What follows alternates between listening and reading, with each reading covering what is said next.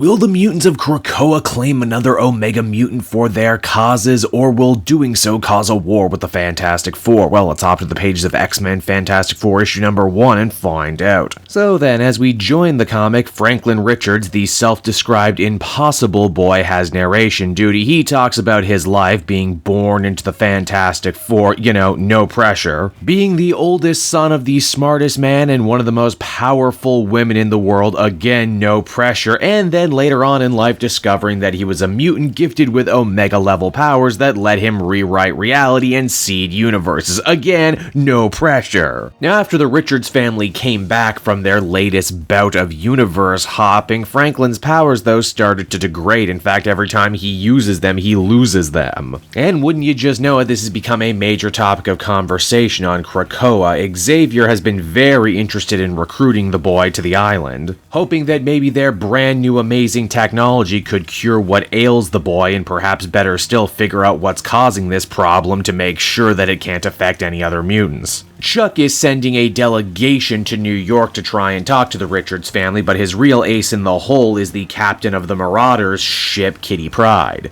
I like this scene a lot too, because for some reason Magneto is wearing his old big dumb M costume. What was his other suit in the wash? Kitty knows this mission is important, but at the same time she feels mighty conflicted. She confides in Wolverine that she's not sure what she should do here, that Franklin's a good kid, shouldn't he just be allowed to live and not have to grow up before his time, only for Wolverine to very accurately fire back, when you're a mutant in this universe, you grow up pretty damn quick. You yourself were only 13 when you showed up at the mansion. Now, how exactly are things at the Richards house right now? Well, they could be a little better. Again, Mr. Fantastic is doing everything he can to try and help his son regain his powers, but nothing seems to work, and it's causing a bit of a divide between the two. In a nice callback to Marvel 2-in-1, we get a little appendices wherein Mr. Fantastic talks about God particles and Dr. Rachna's research. That's a fun little reference. Franklin opens up to his godfather, Ben Grimm the Thing, about a potential life wherein he's not super anymore, where he's just a regular person in a family filled with so many superpowered people. Where would he belong? This conversation takes on an extra layer too when Franklin starts to think aloud to himself that despite everything Mr. Fantastic has been able to fix in the universe, the only two things he hasn't been able to cure are, well, the Thing and him.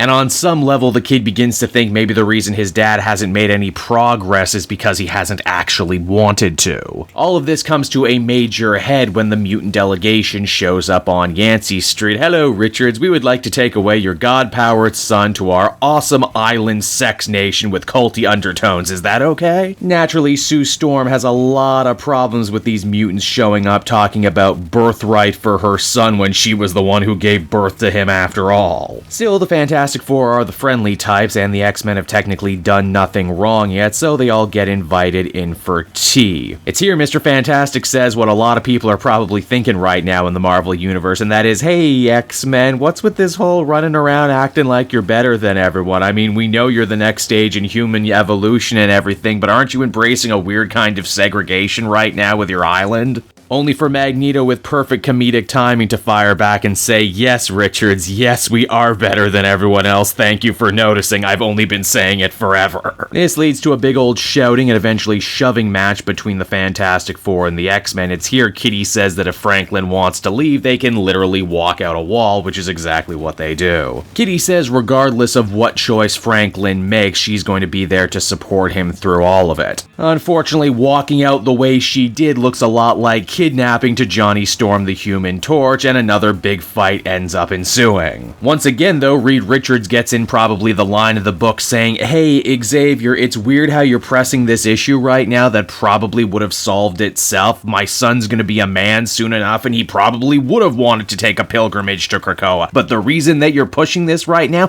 makes me think you're on some kind of weird timetable. Once again, sick of all the fighting around him, Franklin Richards decides that he's just gonna make a beeline to the nearby nearby Krakoan portal, only, ooh, wait, he ends up walking right through it because when his dad was trying to fix his powers, he may also have monkeyed around with his mutant DNA a little bit. Meaning that the portals now officially don't read him as mutant. Ooh, yeah, remember that divide I talked about between father and son? Well, now it's as big as the Grand Canyon. Shockingly though, Franklin ends up finding support and fellowship with his sister Val, who agrees that their dad overstepped the line on this one, and also putting tracers in them in a previous Fantastic Four issue. Figuring that now would be the perfect time to run away from home and join the circus, Franklin and Val decide to stow away aboard Captain Kate's next trip on the Marauder. This is unfortunate because, well, the Marauder wasn't going back to Krakoa right away. They got a dangerous mission to try and rescue some mutant refugees, and now it looks like the kids are along for the ride. Now remember at the beginning of the book when Franklin Richards talked about all the different pressures in his life, from his family, his power, finding his place in the world? Well, he forgot one last pressure hanging over his head, and that is when you are a member of the Fantastic Four, you have a lot of different villains looking to ruin your day, including very powerful ones like Dr. Doom, who captures the Marauder as the comic comes to a close. And so that was X-Men Fantastic Four issue number 1, everybody, and hot damn if this wasn't my jam. Chip Zdarsky returns to the first family in a wonderful way after writing the truly excellent Marvel 2-in-1, and here he builds an entire story around the actual very real pre-existing relationship between Kitty Pryde and Franklin Richards that stems all the way back from 87 in the Fantastic Four vs. X-Men miniseries. What I think really makes me like this series is all the subtext that's going on under the hood right now. Is Franklin really mad at his dad because he's losing his powers, or is he just mad because he's a teenager and trying to get a little bit more independence and kind of get out of his famous parents' shadow?